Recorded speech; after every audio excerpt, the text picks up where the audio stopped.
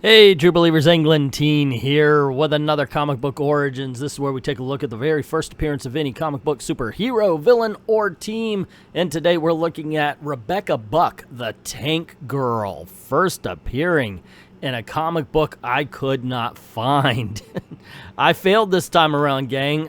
Usually I could dig it up somewhere, but unfortunately I didn't. However, I did hear that the comic book that I did find was a reprinting of the first issue of Deadline. Yeah, she appeared there for quite a while. She became sort of a counterculture icon, as a matter of fact, for the empowerment of women in punk rock. Oh, and a big shout out and a thank you to Seismic, by the way, for commissioning this video. I am sorry I couldn't find a copy of Deadline #1, but I hope this one suffices. If you want to commission a video, by all means, go on over to Ko-Fi, links in the description below, and pick a topic. Bad comic beatdown, really that bad. Comic book origin seems to be the most popular, although really that bad or really that good are second place. You pick up any, like I said, any topic, and I'll get a video out to you ASAP. Thank everybody who's already done that, because it's a lot of fun, and I get to read some comics I've never read before, like I'm about to with Tank Girl #1. That's the fun part. What's not fun is the reason why, and that's because, in all honesty, YouTube's chucked out this channel. The views used to be anywhere between 600-800 to the sky's the limit, and now they do this thing. They used to do this thing called 300 plus, where they would stop at your analytics at 300, and they would stop counting views the whole 9 yards. For some reason, they stopped my views at 100 now. And I keep asking them why and what can I do to fix it. They won't tell me. So I created Old Man Comics. So if you look up Old Man Comics Englentine on YouTube, go over there, hit the notification bell so you don't miss anything. Make sure you're subscribed.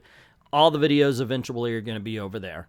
Anyway, thank you very much to everybody who's already done that and everybody who's going to. And with all that said, let's get into the reprint of Deadline #1, Tank Girl #1 from Dark Horse Comics. As always, I start off with a cover, and how can you say anything bad about this? Seriously, is everything you need to know about the character on this particular cover? She's got missiles for boobs, for cripe's sake. Not to mention the crazy-looking teddy bear. There's nothing you can say wrong about this. I wouldn't say it's a great cover, but it is absolutely perfect for the story we're about to get. There we go, Tank Girl by Jamie Hewlett and Alan Martin. We catch up on the first page with Tank Girl as she's looking over a ravine. We see some kangaroos of all things. Come on, boys, the beers are on them. Does anybody know whose Barbie this is? Who cares? Soon as we get there, we'll just kill everybody. Wow, we just don't care, do we? That's because we're kangaroos. I'm a kangaroo. And Tank Girl, of course, is asking what a Barbie is, and the caption says, "Our heroine, Tank Girl, is after the bounty on this foul-mouthed marsupial's head." Okay, a bit on the nose with the, "hey, we don't care about nothing" dialogue, but oh, alrighty, we're getting to a good start. Let's go. Things had changed in the outback since Crocodile Dundee had moved to the Shoreham by sea. Kangaroo had moved on from destroying the crops to snogging farmers and burning their kids. The prairies of Australia were no longer safe for the hard-working rednecks. "Hey, Rocky, you think these people at the Barbie, they're gonna be packed?" "You serious? All they got is hot dogs and beer bellies. You guys have got me, remember. I've got a bounty on my head worth $100,000. I'm that hard, me. I'm that hard." I guess he's saying hard. "Who the hell's gonna mess with us?" And of course we see Tank Girl looking like she's about to aim her gun. Just over the next hill, the local pop star's Barbie is in full swing. "Hey, Shirley, you stupid dunghead, what happened to these hot dogs? Looks like you cooked them with a flamethrower." "Ah, keep quiet, crap cake. I got more important things than watch your hot dogs." I'm not going to say that word. So anyway, we see everybody's having fun at the party when all of a sudden the kangaroos bust in. And for some reason, they think that, guys, if you're from Australia, explain to me this, because he literally says, "Run like hell, fat people. We've got chocolate bars on our heads." What kind of threat is that? And this is when Tank Girl decides to join the party. She fires a bomb at him, and whole thing is chaos. The dialogue, what's going on, the kangaroos chasing after the people who are at the party, and then, of course, Tank Girl just bursts in with her tank, and everybody's like, oh my gosh, what is that? And all the kangaroos are like, well, forget that noise, I'm out of here, and they start running away. And we see her just basically run over and kill everybody. As a matter of fact, she pops out of her tank and she's like, hey, what do you know? I'm here. And everyone's so drunk they've fallen asleep, to which an old man replies, they ain't sleeping. Woman, they're dead. You killed every last one of them, but you missed the leader. He went that way. Why, thank you, kind sir, and may your day be full of fun and jocularity. And we see the leader running through the desert yelling, I'm dog meat, and Tank Girl chases right after him. He makes it to a rock. It says he has to climb to the top of it so she can't get to him. She seems to be able to hear it and even says, oh, it must be because she's in a comic book, so apparently she's very aware of it. They both make it to the top of this rock and just are dead-ass tired and begin to laugh, and then they have sex.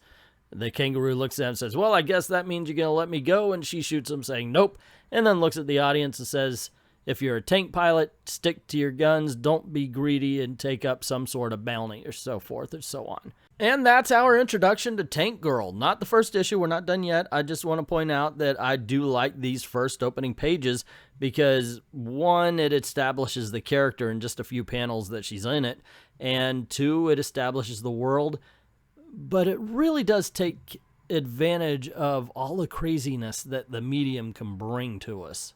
Cut to what I guess is the next story, where we find Tank Girl slumped over a rock, hungover, saying, wow, it's a good thing I don't get any missions because I'm fat, out of shape, and pretty much undisciplined, which of course means she gets a radio call saying, hey, Tank Girl, we need you. We've got a humdinger of a mission for you to perform. And so General What's-His-Name on the radio gives her the mission. Okay, sweetie, calm down. We can all imagine how darn excited you must be right now, but this is really, really important. Let me fill you in. And she's like, not now. I'm on my menstrual cycle. What happened to the tank we gave you? What the foosh are you on about?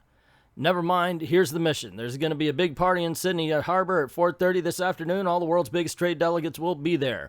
President Hogan will be hosting the do. As I'm sure you know, it was his 92nd birthday last week. The poor guy's getting on and has had trouble with his bowels. We want you to deliver a consignment of colostomy bags to the president before he drops his load. And, of course, this sends Tank Girl into a laughing fit.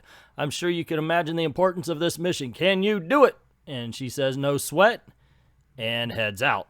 And then this comes off as a little bit of nonsense because some sort of creature monster thing's looking for somebody named Jane, jumps on Tank Girl's tank, knocks her off of it under her butt, and she's like, I'm going to kill you. He was dead the moment he saw me. And they begin to fight. He knocks her out long enough for her to miss delivering the colostomy bags, and it ends with, of course, being told that the president had dumped his drawers. That's the story. Not for nothing, but I do notice that Harley Quinn, not just now, but when they first started giving her her own series, really does resemble Tank Girl. It's almost like they decided, okay, you know what, let's just copy it or something. So we're told this is issue number 3, or chapter 3, and it turns out it is actually issue number 3 because she goes off saying, in issue 1 I bagged off a kangaroo, in issue 2 I made the president crap his pants, and now in issue 3 I'm hunted by some Australia's nastiest bounty hunters. How can I fit all this in and still find time to wash my hair? I do not know. So let's continue. And so our story begins. Vex Godlove, the notorious backstabbing low-life bounty hunter, fakes a nasty accident deep in the heart of the outback. Was born under stationary car chrome. I don't know what tune he's singing, but he's singing a tune. Yes, sirree, and this time next week I'll be driving around in a 5-gear metallic convertible Mustang with matching mudguards, and I'll buy it with the reward money I get for the capture of that little tart Tank Girl. Boy, oh boy, this is going to be the easiest million I'll ever make. As always, Vex has a cunning plan. I'll just sit tight until the dumb bitch arrives and sticks her nose in. Like they inevitably do.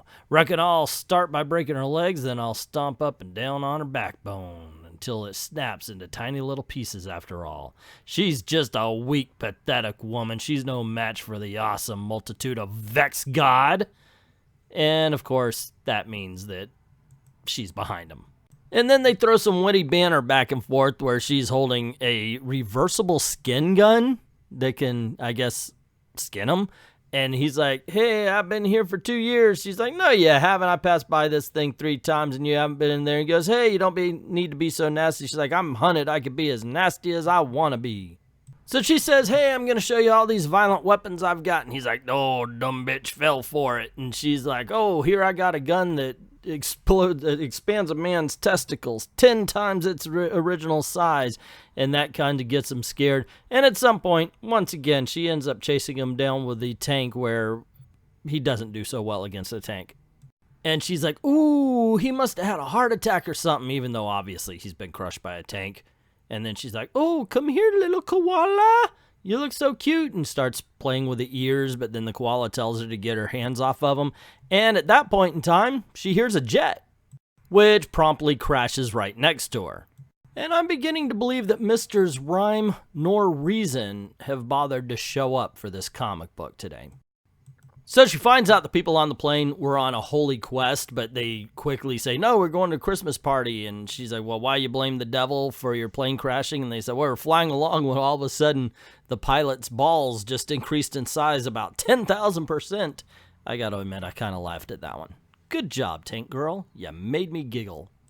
So Tank Girl offers to give him a ride, which they accept and immediately regret as she drives off one cliff onto the side of another, which rolls right along. She thinks, haha, I can scare them. She drives off yet another cliff into the house that they're supposed to arrive at, causing all sorts of higgledy-piggledy. And when she gets out, she's like, do you realize what you've done? And they're calling her crazy bitch. Great party, where's all the action? And she sees a baby. Who's this ugly little monster? Jesus Christ, our Lord. So it is. Fancy stumbling on the second birth of Christ and forgetting to bring a bottle. You know, some people forget the true meaning of Christmas. Make sure you don't forget, always take a bottle to parties. Hey kids, it's time for an art lesson. How to draw a Tank Girl the Jamie way. Number 1, pencil in a nude figure with an HB pencil, ensuring the proportions are correct. And then add the appropriate clothes, boots, t-shirts, hat, and panties. And then ink the bastard. Ta-da, you have now drawn Tank Girl. Her name was Tank Girl. She was the kind of person who left pubic hairs on your roll-on deodorant. The kind of person who deserved to be strapped between 2 nuclear warheads and then violently murdered. Let's do it, Sergeant. Let's boogie till we puke. I trained her, taught her everything she knows, and still she has no respect for me. Still, she seems immune to fear, immune to death. You're a guitar without strings, an angel without wings, and you're a fat asshole. There it was again, that stagnant lack of respect, that vile, demented attitude problem that I always predicted would be the death of her, and I got the pleasure of being Mr. Executioner. Look at me when I'm going to kill you.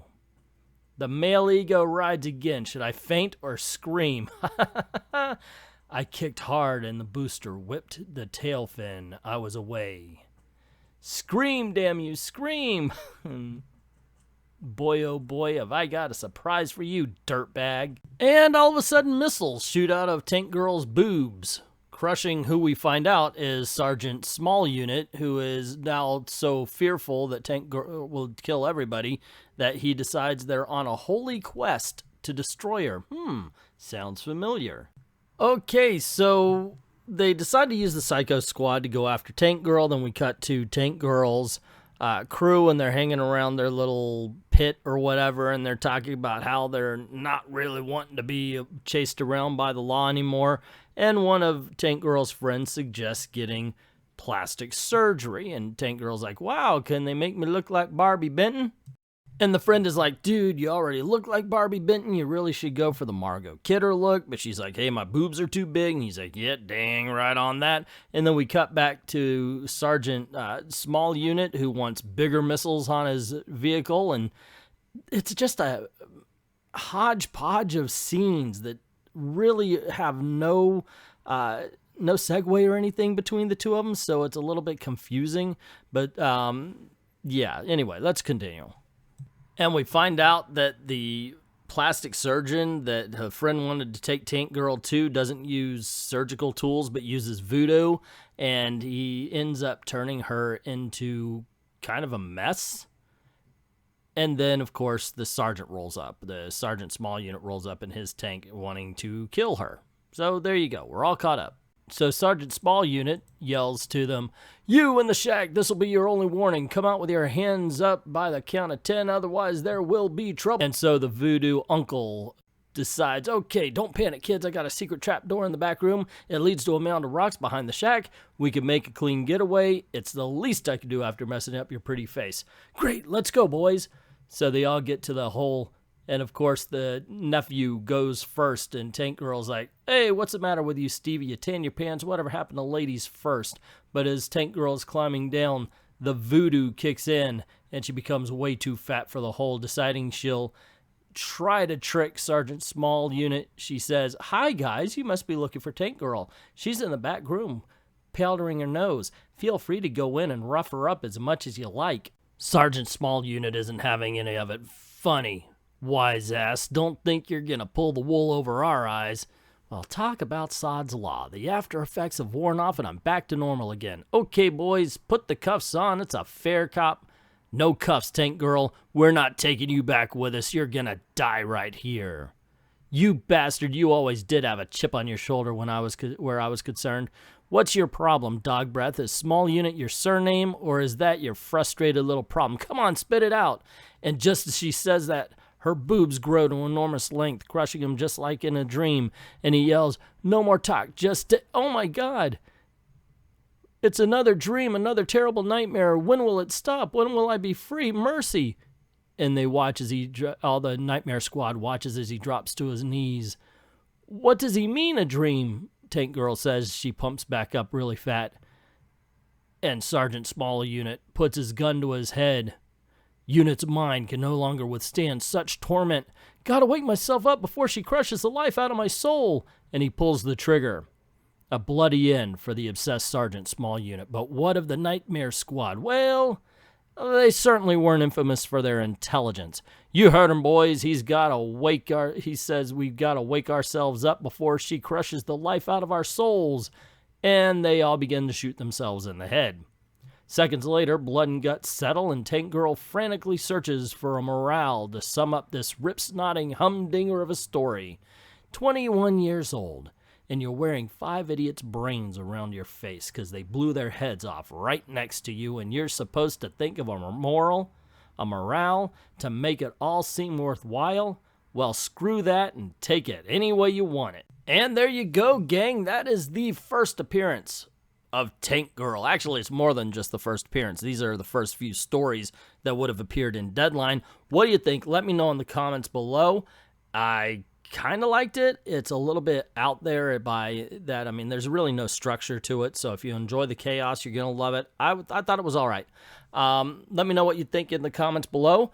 Don't forget to click like and share, subscribe, and hit that notification bell. Make sure those notifications are on so you don't miss anything. Cool things happen around these parts, and I'd hate for you to miss a thing. Also, if you want to help out the channel, go on over to Patreon or to Ko-Fi and drop $1 in the till. We've got tip jars there. Or you could commission a video much like this one. All you got to do is go to Ko-Fi. Once again, you'll see the subjects, the topics. You pick the subject, and I'll get that video out to you ASAP. Thank everybody who's already done that, and to everyone, all of the true believers, thank you very, very much for watching.